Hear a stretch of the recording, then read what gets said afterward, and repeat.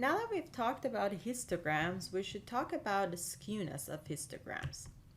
The skewness is a measure of the asymmetry of a probability distribution around the mean.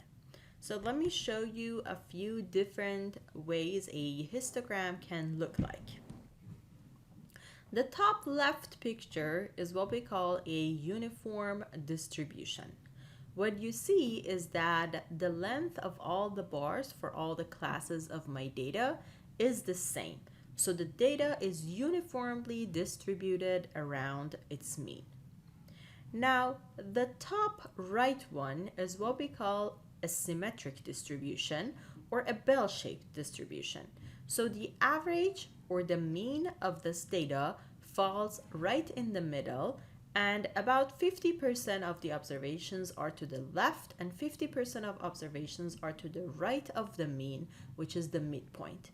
And you can see there is a symmetry in the shape of this histogram. Now, sometimes data is actually skewed either to the right or to the left. So the bottom two pictures show data that are skewed. If the tail of the distribution is to the left of the distribution, we call that a left skewed data. And if the tail of the distribution is on the right hand side, then we call that a right skewed histogram.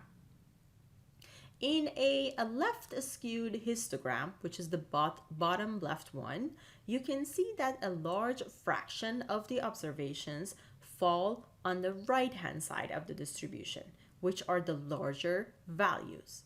And then in a right skewed distribution or histogram, which is the bottom right one, you see that a large fraction of the observations fall into the left side of the picture, which are the smaller values of our variable.